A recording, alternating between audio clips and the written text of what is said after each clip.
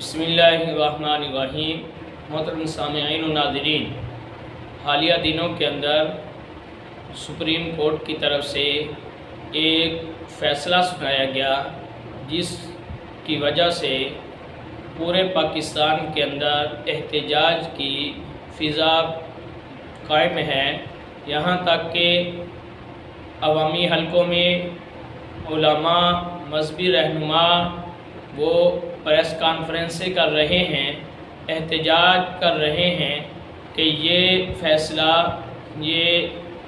قانون کے بھی خلاف ہے، شریعت کے بھی خلاف ہے، اور اسمبلی کے فارم پر عوامی نمائندے وہ بھی اس چیز پر سراپا احتجاج ہے کہ یہ فیصلہ جو ہے یہ قانون اور شریعت کے مطابق نہیں ہے۔ اس فیصلے کے اندر مسلمانوں کے عقیدہ ختم نبوت اور قرآن مجید سے متعلق عقائد جو ہیں ان کے خلاف کچھ چیزیں شامل کی گئی ہیں۔ دراصل یہ کیس مبارک ثانی ایک قادیانی ہے، اس سے متعلق کیس تھا۔ اس شخص پر الزام تھا کہ اس نے قرآن مجید کی تحریف شدہ ایک تفسیر، ایک ممنوعہ کتاب جس کو پنجاب نے قرآن مجید کے طباعت والے قانون کے تحت ممنوعہ قرار دیا تھا، اس کی اس نے اشاعت کی تھی، اس کو اس نے لوگوں میں تقسیم کیا تھا۔ یہ شخص مبارک احمد ثانی شخص جو ہے یہ قادیانی ہے، یہ قادیانیوں کے تعلیمی اداروں کا پرنسپل ہے۔ تو یہ شخص جو ہے اس نے اس کتاب کو جو تقسیم کیا، دراصل یہ ان کے نصاب کا حصہ ہے۔ اب یہ فیصلہ جو آیا یہ دراصل اس کی ضمانت کی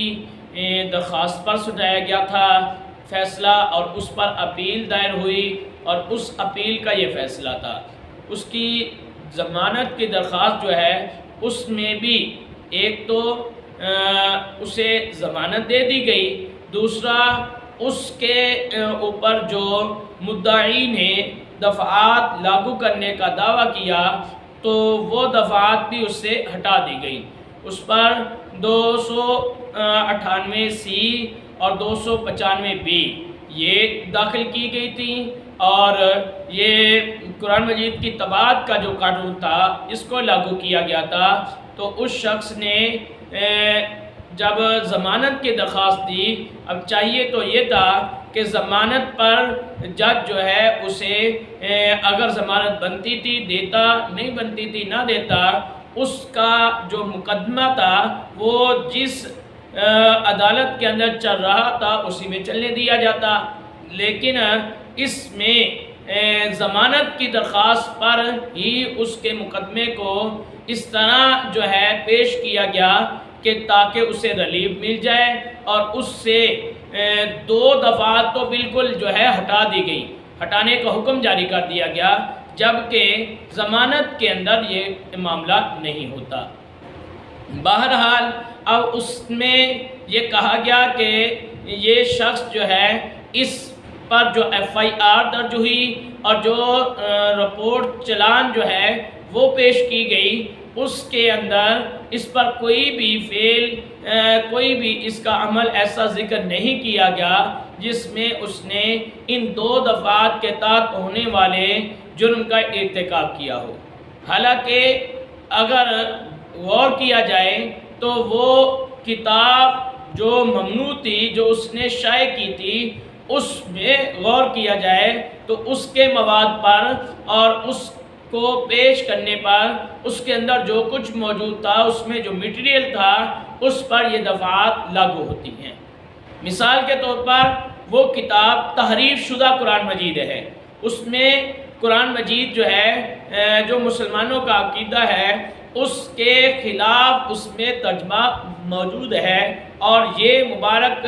ثانی کیس کا جو فیصلہ ابھی 7/24 کو آیا ہے، اس فیصلے کے اندر بھی اس چیز کو مانا گیا ہے، اس چیز کا اقرار کیا گیا ہے کہ ایسے تراجم جو مسلمانوں کے عقیدے کے خلاف ہوں ان کو جو ہے اشاعہ کرنا، ان کی تباعت کرنا یہ ممنوع ہے، اس کی ممانعت موجود ہے۔ پیراگراف نمبر 41 کے آخر میں اس چیز کا اقرار کیا گیا ہے۔ جب اس چیز کا اقرار موجود ہے کہ جو تراجم مسلمانوں کے عقیدے کے خلاف ہیں وہ قبول نہیں کیے جائیں گے، تو یہ کتاب جس کے اندر مسلمانوں کے عقیدے کے خلاف تراجم موجود ہیں، جو تحریف قرآن بنتا ہے تو اس کو کیسے قبول کیا جائے گا؟ اور تحریف قرآن یہ قرآن مجید کی بے حرمتی ہے، یہ قرآن مجید کی گستاخی ہے، تو اس لحاظ سے اس پر 295 بھی یہ بھی شامل ہوتی ہے۔ اور اسی طرح اس میں چونکہ اس نے ایک ادارے کے گراؤنڈ کے اندر وہاں ایک مجلس، ایک جلسہ کیا تھا، اور اس میں جلسہ جلسہ عام ہے، اس میں یہ تقسیم کی گئی تھی، لہذا قادیانیوں کی جو تبلیغ ہے اس والا قانون بھی اس پر لاگو ہوتا تھا۔ اب ہوا یہ کہ پہلے تو جب اسے ضمانت دی گئی، جو 6 فروری کو یہ فیصلہ دیا گیا تھا ضمانت کا، تو اس کے اندر یہ چیز آڑ بنائی گئی کہ آزادی مذاہب ہے،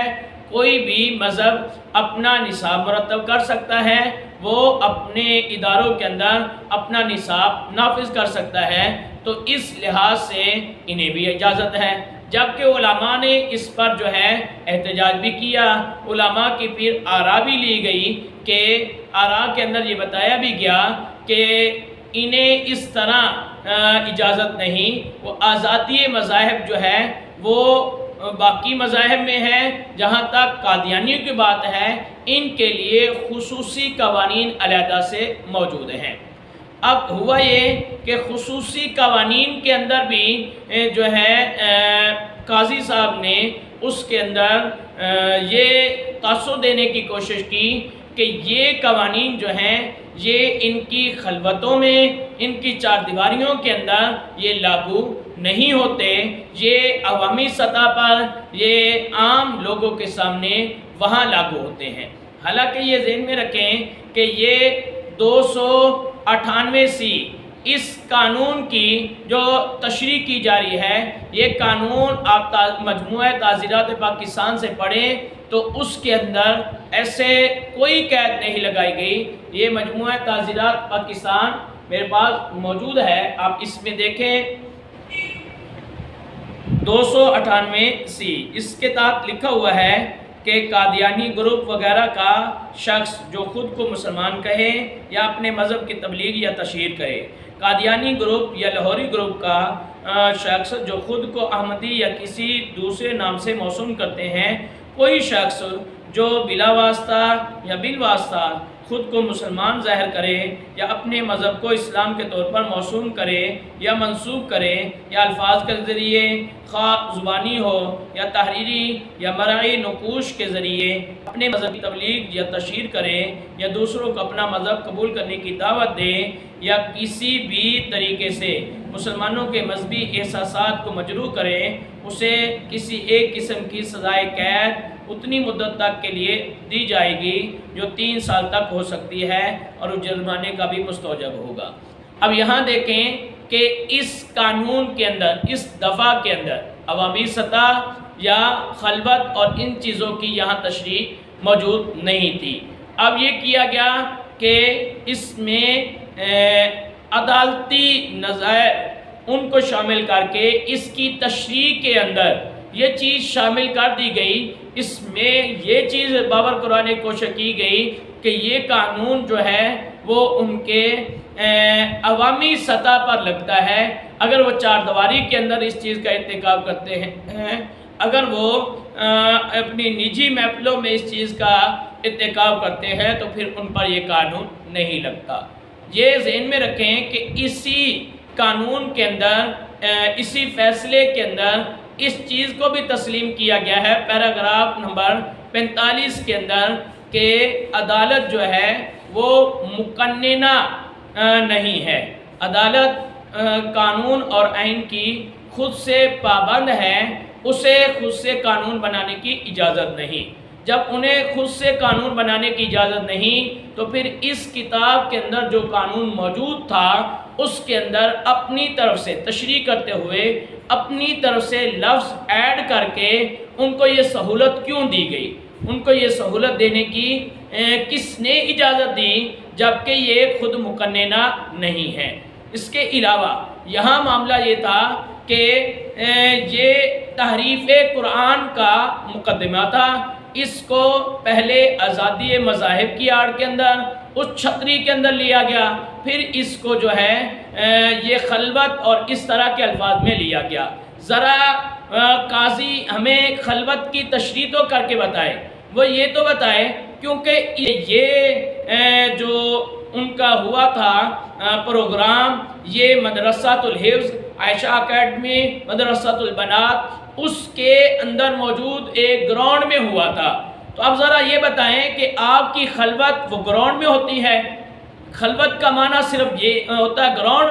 آپ ایک چیز جو مجمع لگا کر گراؤنڈ کے اندر کی جا رہی ہے، آپ اس کو خلوت پر قیاس کر کے خلوت والی جو ہے چھتری کے نیچے چھپانا چاہتے ہیں۔ ذرا مزید دیکھیں تو یہ چھتری بھی ٹوٹ جائے گی، کیونکہ اسی کے اندر یہ الفاظ موجود ہیں، مدرسۃ الحفظ، عائشہ اکیڈمی، مدرسۃ البنات، جبکہ قادیانیوں کے لیے یہ الفاظ بھی ممنوع ہیں۔ 298 بی آپ اس کو غور سے پڑھیں تو اس کے اندر یہ چیز موجود ہے کہ انہیں اس چیز کی اجازت نہیں۔ اسی فیصلے کے اندر قاضی نے خود اس چیز کو مانا کہ جب قاضی کے سامنے یہ چیز آئی جو کہ انہوں نے علامہ مفتی منیب الرحمان صاحب اور ان کے ساتھ دیگر احباب نے جو آراء لکھ کر دی تھی، اس کے اندر موجود تھی کہ مسجد درار جو منافقین نے بنائی تھی، یہ سورۃ توبہ کے اندر اس کا ذکر موجود ہے، تو اس مسجد درار جو ہے اس کو گرانے کا حکم دیا گیا۔ تو قاضی جو ہے اس کو مان رہے ہیں اور کہہ رہے ہیں کہ چونکہ انہوں نے اس کو مسجد کا نام دیا تھا اور قادیانیوں کے لیے قانون میں موجود ہے کہ وہ مسجد کا نام اور مسلمانوں کے جو اس طرح کے نام ہیں نہیں دے سکتے، تو مطلب یہ ہے کہ جو اس طرح کے نام دیں گے تو وہ غیر قانونی ہوں گے، اس کو گرانے کا حکم ہوگا۔ تو جب مدرسۃ البنات، عائشہ اکیڈمی، مدرسۃ الحفظ یہ مسلمانوں کے نام ہیں، جس کو آپ چار دیواری کہہ رہے ہیں کہ ان کی اپنی چار دیواری، یہ خود غیر قانونی چار دیواری ہے، یہ خود جو ہے گرانے کے قابل ہے قانون کے تحت۔ جب خود یہ غیر قانونی ہے تو یہ اس کے اندر جو چیز موجود ہے اس کو کیسے تحفظ دے سکتی ہے؟ یہ جو آپ نے چھتری بنائی تھی وہ چھتری ہی غیر قانونی نکلی، وہ چھتری اس سے ٹوٹ گئی، جب وہ ٹوٹ گئی تو اس کے اندر اس چیز کی کیسے اجازت ہو سکتی ہے؟ اگلی بات یہ ہے کہ ایک تو انہوں نے وہ تبلیغ والا جو ایک دفعہ تھی اس کے اندر عدالتی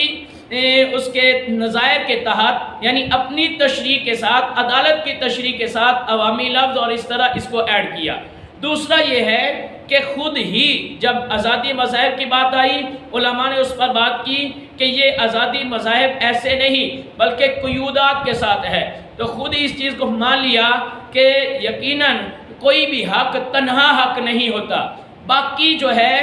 قوانین اس پر لگتے ہیں، ان کے تحت جو ہے اس سارے قیودات کے تحت حق ملتا ہے۔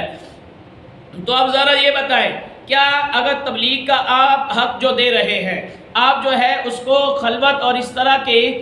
چھتری کے اندر چھپا رہے ہیں، کیا اس کے تحت باقی قوانین نہیں لگیں گے؟ تحریف قرآن کا جو قانون ہے وہ پیچھے ہٹ جائے گا؟ یہ کیا ہے کہ خلوت اور چار دیواری کے اندر وہ جب آپ چھپا لے تو پھر وہ باقی قوانین، کیونکہ یہ مقدمہ اور کیس ہی تحریف قرآن کا تھا، اور تحریف قرآن کے لیے جو کتاب ممنوع تھی اس کے اندر نہیں ہے کہ وہ چار دیواری میں ممنوع نہیں ہے، بغیر ممنوع ہے۔ یہ کیا بات ہوئی؟ یہ تو پھر ایسے ہوا اگر آپ باقی قوانین بھی اسی چار دیواری کے اندر ان کے خلاف ورزی کی اجازت دیتے ہیں، تو آپ بتائیں قتل اگر کوئی شخص جو ہے وہ چار دیواری کے اندر کر دے تو کیا آپ یہ کہیں گے کہ یہ تو چار دیواری کے اندر ہوا ہے، قوانین چار دیواری کے باہر لگتے ہیں؟ خلوت میں کیا گیا ہے۔ تو جو قانون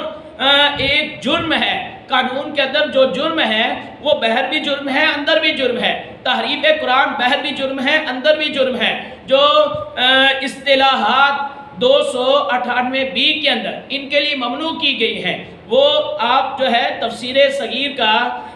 صفحہ تو دیکھیں کہ اوپر کیا لکھا ہوا، اس کے اوپر قرآن مجید لکھا ہوا ہے، اس کے اندر اوپر تفسیر لکھا ہوا ہے، ترجمہ القرآن لکھا ہوا ہے، اس کے اوپر خلیفہ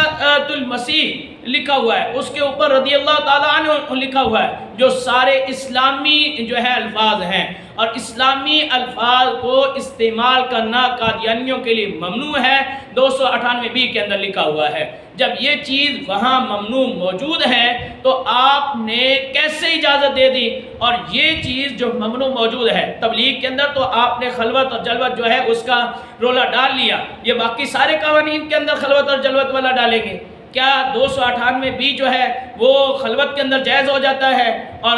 جلوت کے اندر ممنوع ہو جاتا ہے؟ یا تحریف قرآن والا جو ہے خلوت کے اندر ناجائز ہو جاتا ہے، جائز ہو جاتا ہے، باقی جگہ ناجائز ہو جاتا ہے؟ کیا باقی سارے قوانین آپ نے ایک چھتری لی اور اس کے تحت باقی ساروں کو اس کے اندر جو ہے داخل کرنے کی کوشش کی، جس سے قانون کی جو اصل روح ہے وہ فوت ہو جائے گی؟ پھر تو اس پر جو ہے کوئی شخص بھی اگر کوئی جرم کرتا ہے وہ کہے گا میں نے اپنی چار دیواری کے اندر کیا ہے۔ اور اس پر جو ہے وہی آیت جو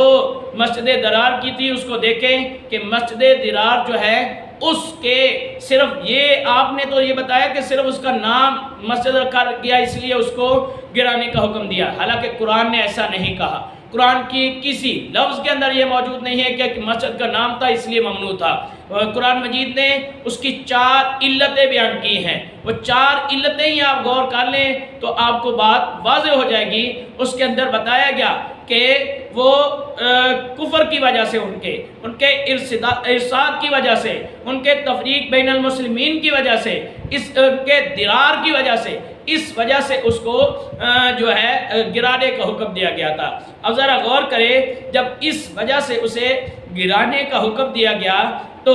یہ وجوہات یہاں نہیں پائی جا رہی، اور یہ بھی ذہن میں رکھیں کہ آئین پاکستان جو ہے اس کے اندر قرآن و سنت کی بالادستی کا قانون بھی موجود ہے۔ آپ جو ہے عدالتی نظائر پیش کرتے ہیں، آپ یہ کہتے ہیں کہ عدالتی نظائر میں یہ تھا، فلاں جگہ پہ یہ تھا، اس وجہ سے یہ آتا ہے۔ یہاں اس قانون کو آپ دیکھیں، اس کی شک کے اندر یہ چیز موجود ہے کہ اس دفعہ کے احکام آئین میں شامل کسی امر کے باوجود کسی قانون یا کسی عدالت کے فیصلے پر مؤثر ہوں گے۔